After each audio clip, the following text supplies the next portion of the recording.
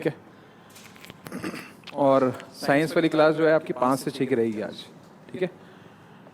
Maths में अभी तक हमने मल्टीप्लाई सीखा है, वर्ग निकालना सीखा है, तो आज उससे आगे वाली चीज पढ़ते हैं, वर्गमूल कैसे निकालते हैं। स्क्वायर रूट निकालना सीखेंगे अपन।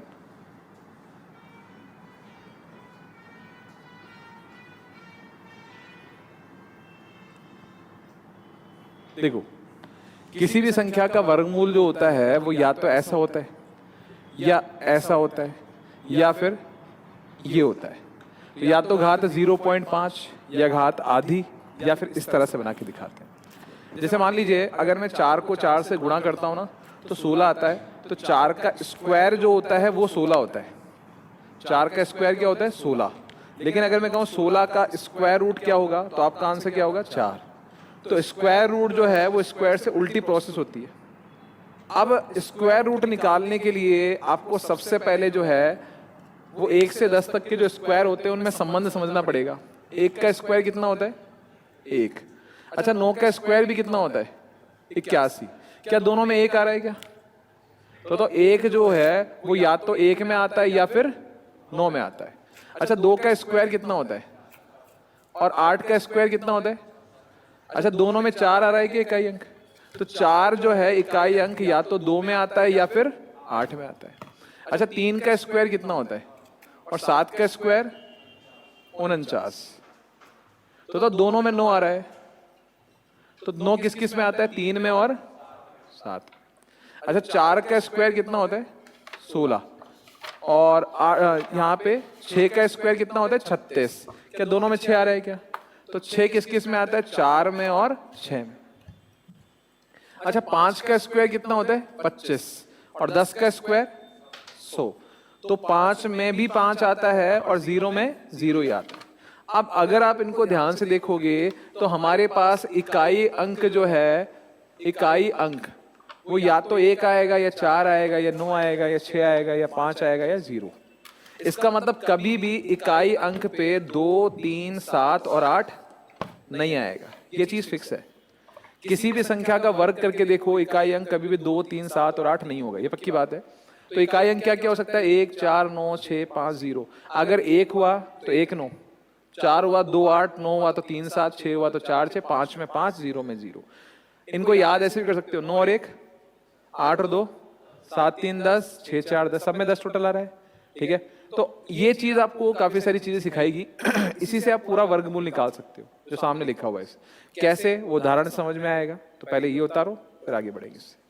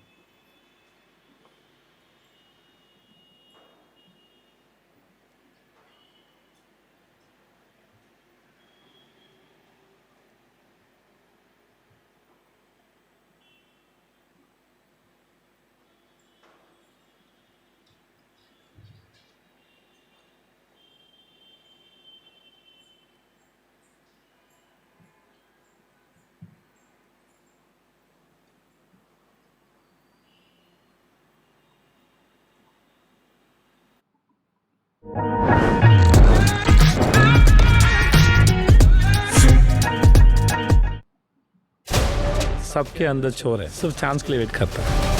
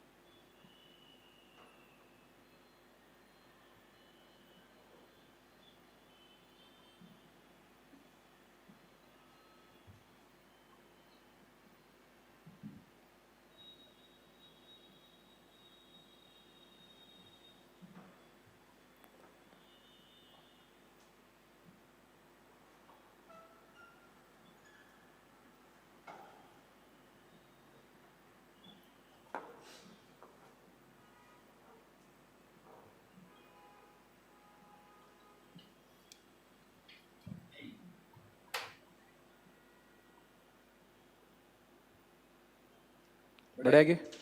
अब इससे वर्गमूल कैसे निकालेंगे वो समझते हैं। अच्छा, इसका यूज करने से पहले वर्गमूल का एक तरीका होता है, वो सीखते हैं अपन, जो बेसिक तरीका होता है। जैसे मान लीजिए अगर मैं आपसे कहता हूं कि 8281 का वर्गमूल निकालना है, या फिर अगर मैं आपसे कहूं कि हमें जो है वो 11449 का वर्गमूल निकालना है, या फिर मुझे जो है 15,726 का वर्गमूल निकालना है।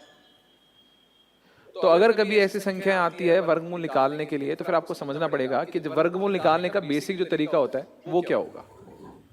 सबसे पहले ऐसे लिखते थे अपन 8281, दो दो अंकों के जोड़े बनाते थे। जैसे मान लो अगर कहीं 2 अंकों के बन रहे हैं तो ठीक है, नहीं तो कहीं पे इस तरह से बनते हैं कि 11449 में 2 अंकों का एक जोड़ा हो गया, 2 का एक हो गया, एक ही एक हो गया। सही है। उसके अलावा अगर हम बात करते हैं यहाँ पे, तो यहाँ पे आपके पास में 15726 में 2 अंकों के जोड़े इस प्रकार से हो गए। ठीक है। अब जब हम वर्गमूल निकालते हैं, देखो बेसिक तरीका, पहले बेसिक समझो फिर शॉर्टकट समझ में मजा आएगा। यहाँ पे पहला जोड़ा जो है वो कितने का है, 82 का। तो एक ऐसी संख्या बताओ जिसको खुद से गुणा करने पर 82 आ जाए या उससे छोटी संख्या आ जाए। 9।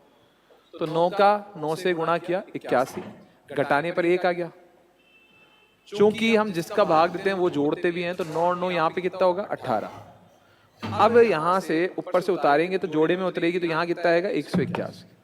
अब 18 के आगे अगर हम चाहें तो 1 2 3 4 लगा सकते हैं, लेकिन ध्यान रखना जो भी अंक लगाओगे उसको उसी से गुणा करना पड़ेगा। तो अगर मान लो 2 अंक लगाता हूं तो 182 हो जाएगा। 182 को कितनी बार बोलना पड़ेगा पहाड़ा, 2 बार।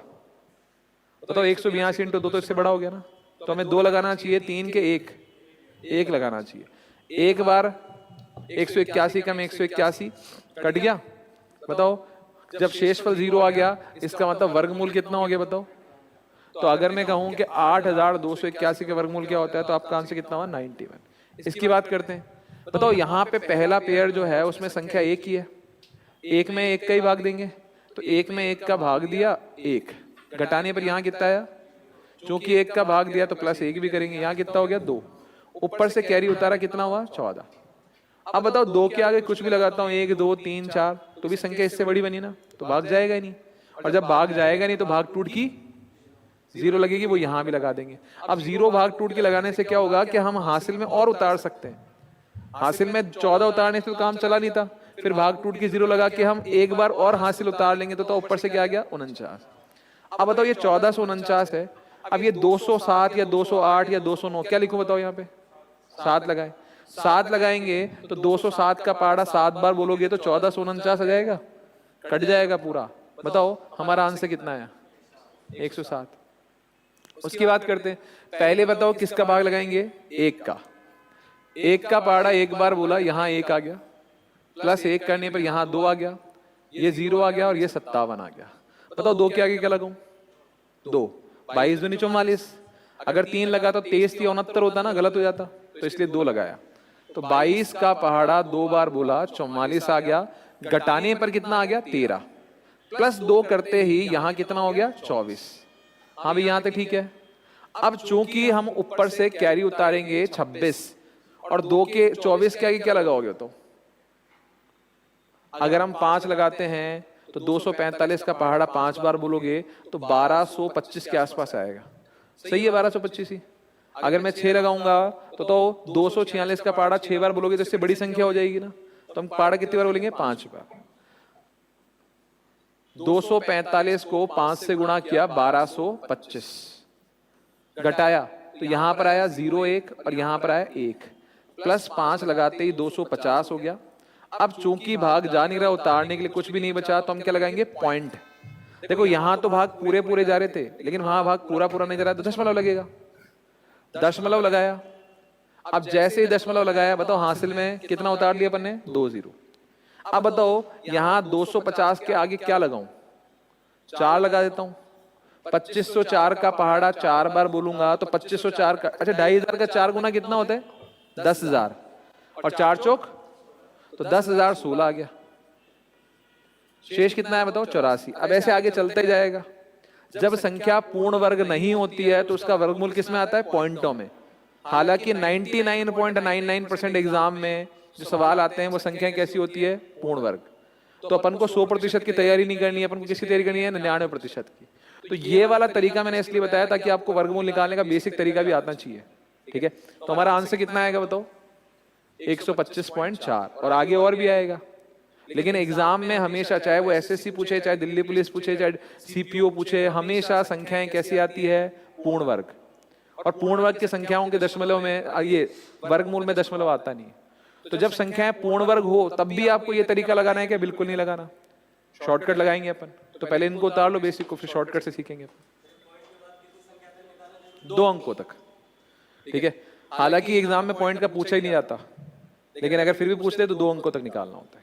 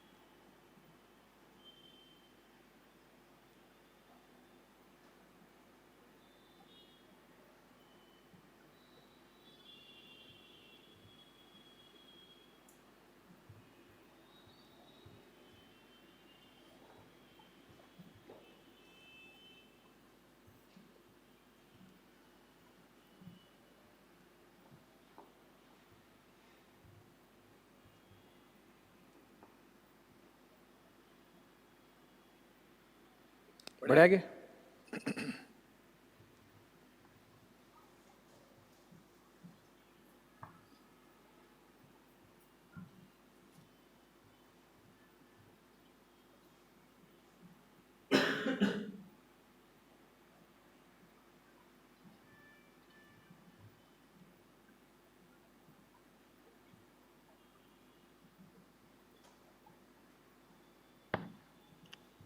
अगला, अब देखो वर्गमूल निकालने के लिए तरीका क्या लगता है। अगर मैं कहूं, एक एग्जाम्पल लेते हैं कि मुझे जो है वो 4096 का वर्गमूल निकालना है, या फिर मुझे जो है वो 1681 का वर्गमूल निकालना है, या मुझे जो है वो 125/44 12,544 का वर्गमूल निकालना है, या फिर मुझे जो है वो 92/16 का वर्गमूल निकालना है। तो वर्गमूल निकालने के लिए आपको जो दूसरा तरीका बता रहा हूं उसको ध्यान समझना, यही लेना एग्जाम में काम में। सबसे पहले इकाई अंक देखोगे, बताओ इकाई अंक कितना है, 6। अब मैंने कहा था कि इकाई अंक 6 जो है वो किस किस में आता है, 4 और 6 में। तो इसका वर्गमूल करने पर जो भी संख्या आएगी उसका इकाई अंक या तो 4 होगा या 6 होगा, ये कंफर्म है। इसका वर्गमूल करने पर जो भी संख्या आएगी उसका इकाई अंक 4 या 6 होगा। उसके बाद सेकंड डिजिट छोड़ दो, ये हमारे काम की नहीं है। अब बचा क्या बताओ, 40। 40 से छोटा परफेक्ट स्क्वायर क्या होता है, 6। 6 यहां भी लगा दो और 6 यहां भी लगा दो। इसका मतलब हमारा आंसर या तो 64 है या 66 है। अच्छा, आखिरी में हमने क्या लिखा है बताओ, 6। अब करना क्या है, लास्ट में जो डिजिट लिखी थी ना उसको उसके नेक्स्ट नंबर से, बताओ 6 को नेक्स्ट नंबर 7 से गुणा करते तो कितना आता है। अब इसकी तुलना जो है 42 से करो। बताओ ये संख्या छोटी है कि बड़ी है, छोटी है तो आंसर भी छोटा ही होगा। ठीक है, बस ये करना है। इकाई अंक से इकाई अंक पहचाने लोगे, दहाई अंक छोड़ना है। उसके बाद बची हुई संख्या कितनी है? 40। 40 से छोटा पूर्ण वर्ग क्या है? 36। 36 का वर्गमूल कितना होता है? 6। 6 यहां भी लिखना है, 6 यहां भी लिखना है, और 6 को 7 से गुणा करना है। 42 से इसकी तुलना करनी है। अगर ये संख्या छोटी है तो आंसर भी छोटा होगा। इसकी बात करते हैं। अच्छा, इकाई अंक कितना है बताओ? इकाई अंक क्या है? 1। 1 किस किस में आता है? 1 में या 9 में? या तो 9 या 1। सेकंड डिजिट छोड़ दिया। 16 से छोटा परफेक्ट स्क्वायर या 16 के बराबर 4। 4 यहां भी 4, और 4 को 5 से गुणा करो, कितना आया? 20 से छोटी संख्या है ना ये, तो आंसर भी छोटा। ठीक है। अगर हम बात करते हैं, सोचो भाई, अगर मान लीजिए ये संख्या ऐसे होती कि भाई यहां पे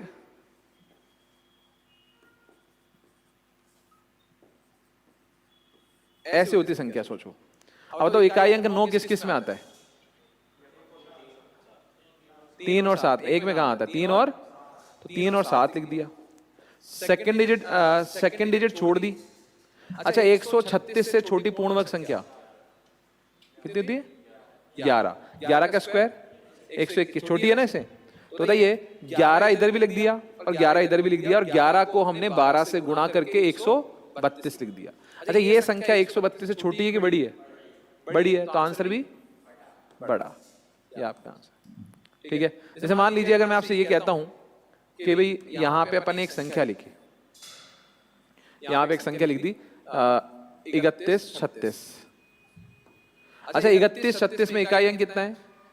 6 किस किस में आता है? 6। दाई अंक छोड़ दिया। 31 से छोटी पूर्ण वर्ग संख्या 25 का 5। 5 यहां भी लगा दिया और 5 यहां भी लगा दिया, और 5 को 6 से गुणा किया, कितना आया? 30। 30 से छोटी संख्या की बड़ी है? बड़ी है, तो आंसर भी 56 बड़ा। अच्छा, यहां पे कितना है बताओ इकाई अंक?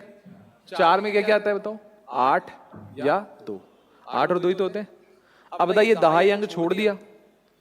125 से छोटी पूर्ण वर्ग संख्या 121, किसका? 11 का। अच्छा, 11 को अगर मैं 12 से गुणा करता हूं तो 132 आता है। 132 से ये छोटी संख्या है, तो आंसर भी छोटा। ठीक है। अगर मैं बात करता हूं 6, 6 किस किस में आता है? 4 में और 6 में। दाई अंक छोड़ दिया। 92 से छोटी पूर्ण वर्ग संख्या 81, किसका? 9 का। और 9 को किससे गुणा करें? 10 से। 9 दाई 90। 90 से छोटी संख्या है ना? 90 छोटी है कि बड़ी है? बड़ी है, तो आंसर भी बड़ा। भाई 9 को 10 से गुणा किया तो 90 आया, 90 से बड़ी संख्या है, तो आंसर भी क्या होगा? बड़ा होगा। समझ में आ गई? तो वर्गमूल निकालने की यही विधि आपको आनी चाहिए, बता लेना इसको।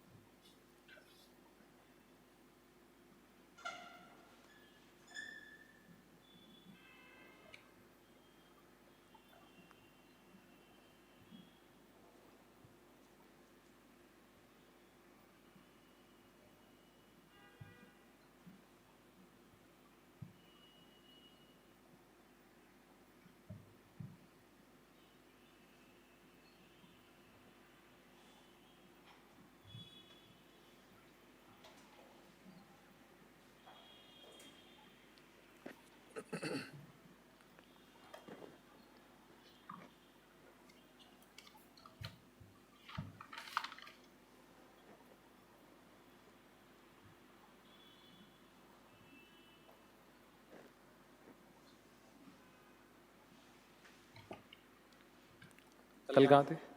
कल कहाँ थे? छुट्टियां मत मारो भाई बीच में ना।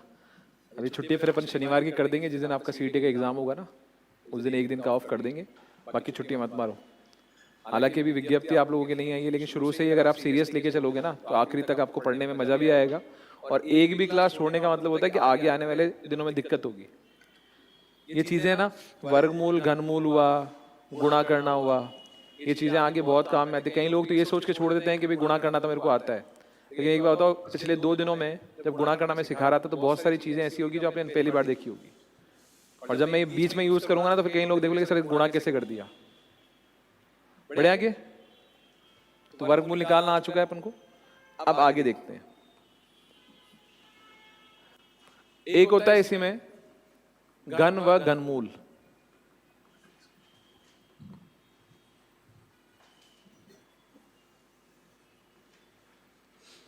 Cube and cube root. पहली बात तो देखो, क्यूब निकालने का तरीका मैं बता भी दूंगा तो भी एग्जाम में काम में आएगा नहीं, क्योंकि हमारे पास में जो क्यूब निकालने वाले क्वेश्चंस आते हैं वो ज्यादा से ज्यादा 15 तक के क्यूब या 20 तक के क्यूब के क्वेश्चन आते हैं। एक से अगर 20 तक के क्यूब याद हो गए तो अपना काम हो जाएगा, तो वो याद ही करने अपन को। और तरीका बता दूंगा कैसे निकालते हैं, लेकिन उसमें जो है आप प्रेफर करोगे 20 तक के क्यूब याद ही कर लिए जाए, क्योंकि क्यूब निकालने का तरीका थोड़ा बड़ा होता है। तो पहले मैं 20 तक के क्यूब लिखवा देता हूं आपको। देखो, एक का क्यूब क्या होता है? एक। दो का क्यूब, तीन का क्यूब, चार का क्यूब 64, पांच का क्यूब 125, अच्छा 6 का क्यूब 216, 7 का क्यूब 343, 8 का क्यूब 512, 9 का क्यूब 729, 10 का क्यूब 1000। अच्छा, ऐसा नहीं है कि ये क्यूब यहीं पे काम में आएंगे, ये आपके पास में चक्रवर्ती ब्याज में भी काम में आएंगे, ये अनुपात में भी काम में आएंगे, तो ये चीजें याद रखना है। 11 का क्यूब क्या होता है? 1331। 12 का क्यूब क्या होता है? 1728। 13 का क्यूब क्या होता है? 13 का क्यूब 2197। 14 का क्यूब क्या होता है? 2744। 15 का क्यूब क्या होता है? 3375। 16 का क्यूब क्या होता है? 4096। 17 का क्यूब क्या होता है? ठीक है, 17 क्यूब क्या होता है? तो 4913, 4913। भाई आप ये भी कर सकते हो, 17 का स्क्वायर 289 गुणा कितना कर लो? 17। ठीक है, 5100 में से 17 इंटू 11 100 और 87 घटा दो, ये आएगा। उसके बाद 18 का क्यूब क्या होता है? 18 का क्यूब 324 को 18 से गुणा कर लो, 18 चौक 72, 2 7 36 और 7 43, 3 4 18 54 और 4 कितना हुआ? 58, 5832। 19 का क्यूब 361 को 19 से गुणा कर लो, 19 से कम 19, एक हासिल में 19 इंटू 6 114, 15 11 57, 11 कितना हो गया? 68। और लास्ट में 20 का क्यूब, 20 का क्यूब कितना होता है? 8000। और 20 का क्यूब 8000 ज्यादा हो तो 21 का क्यूब भी याद कर लो, 9261।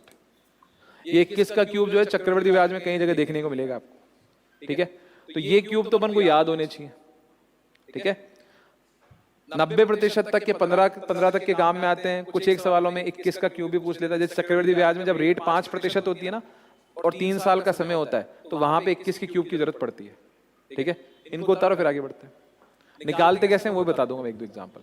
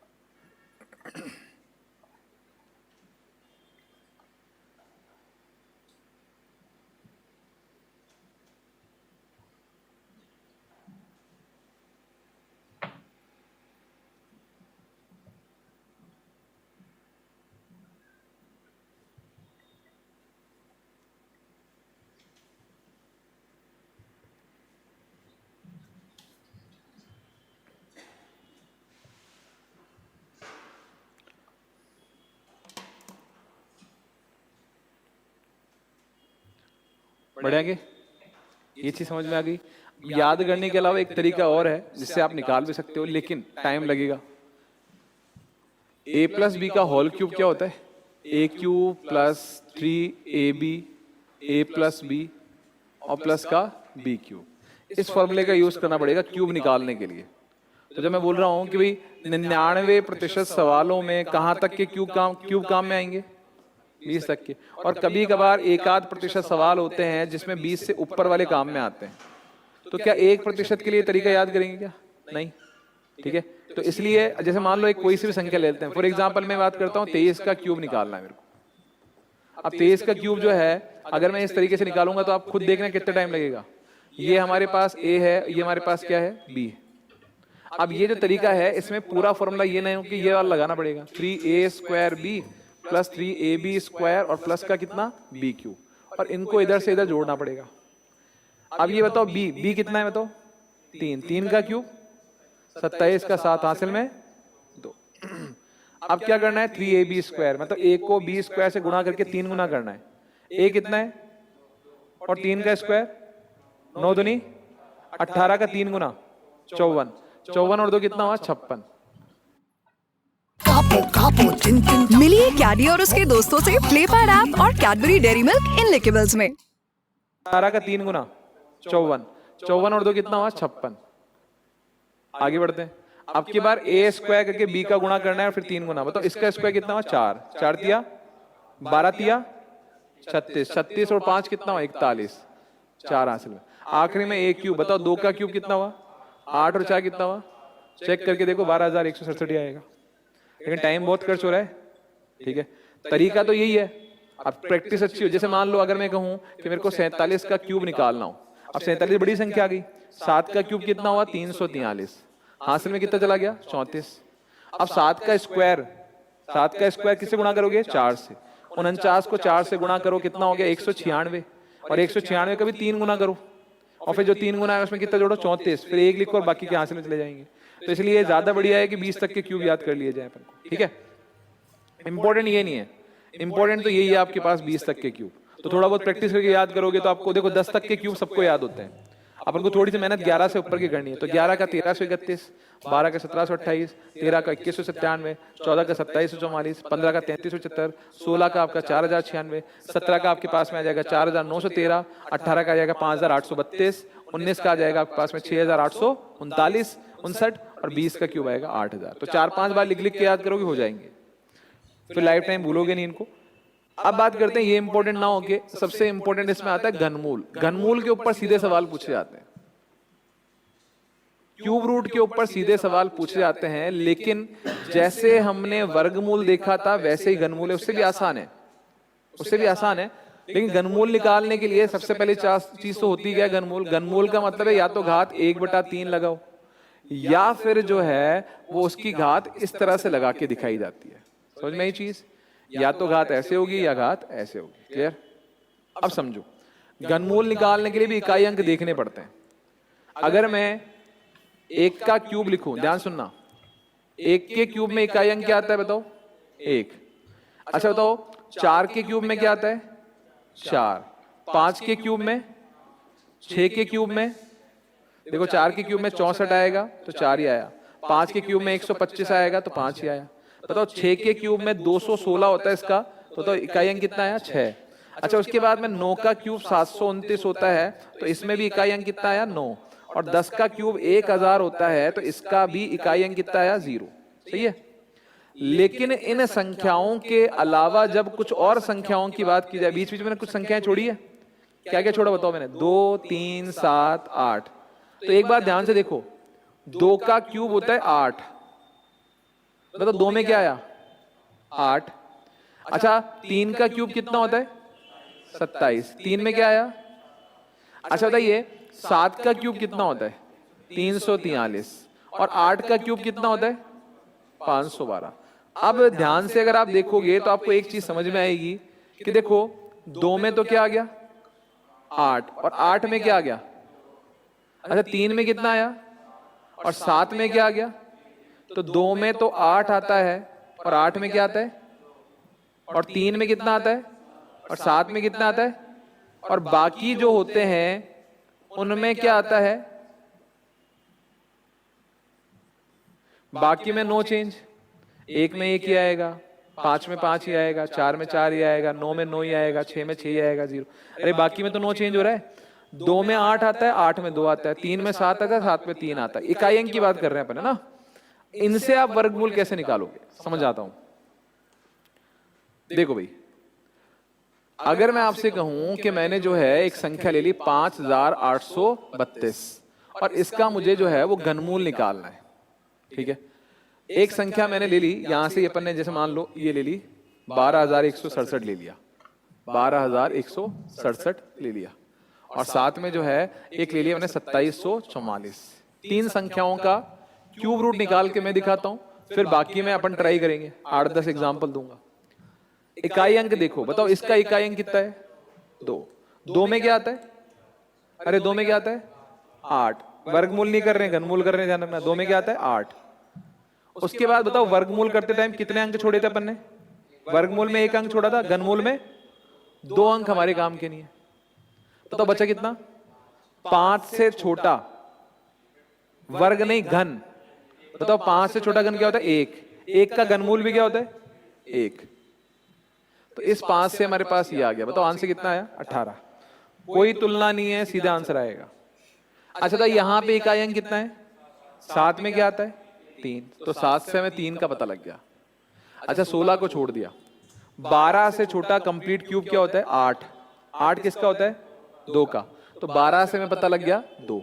तो आंसर कितना आया, 23। बताओ यहां पे इकाई अंक क्या है, 4 से कितना आया, 4 ही आया। भाई 2, 3, 7, 8 में चेंज होते हैं, बाकी में तो नो चेंज होता है। 2 से छोटा 1, 1 का क्यूब रूट 1, तो यहां से 1 आ गया। तो आंसर कितना आया, 14। तो ऐसे कोई जैसे एक बड़ी संख्या गुणा करके बनाता हूं, देखो मैं अपने समझने के लिए एक बड़ी संख्या लेते हैं जहां पे अपन ने घनमूल निकालना है। तो उदाहरण के लिए मैं ये लेता हूं,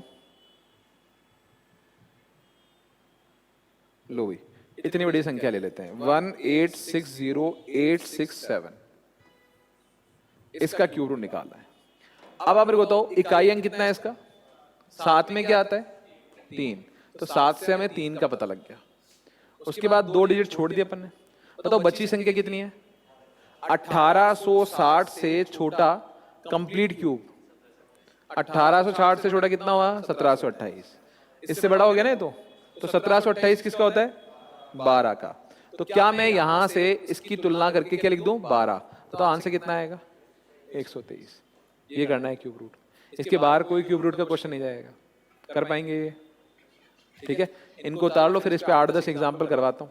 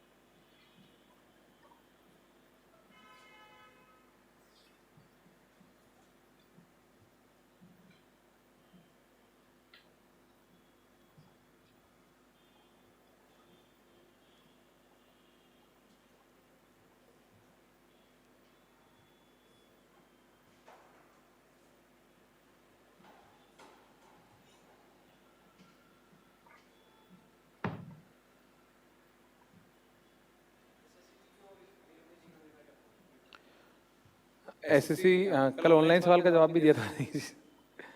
दोनों में कोई फर्क नहीं है, दोनों का जो जीके का स्टैंडर्ड है वो एक ही एग्जामिनेशन बॉडी सेट करती है। तो दोनों में जीके में हो सकता है माइन्यूट सा फर्क आए। सेंट्रल जीके में जो होती है ना आपके पास, जैसे हिस्ट्री हुई, पॉलिटी हुई, ज्योग्राफी हुआ, इन सब में क्वेश्चंस का लेवल ऊपर नीचे हो सकता है। बाकी ज्यादा अगर आप सोचो कि सिंपल पेपर आएगा, ऐसा कुछ भी नहीं है। हाँ, जीके में ऑब्जेक्टिव की घटना चक्र आती है, पीवाई की, उसकी विद एक्सप्लेनेशन आती है, अच्छी किताब है, ठीक है, वो पढ़ सकते हो आप। हाँ मेरे को पता है, शक्ल देखी देखी लग रही है मेरे को, ठीक है। अच्छा अच्छा अच्छा, तो इंडिविजुअल जीके का तो है ही नहीं मैच। अच्छा हाँ ठीक है,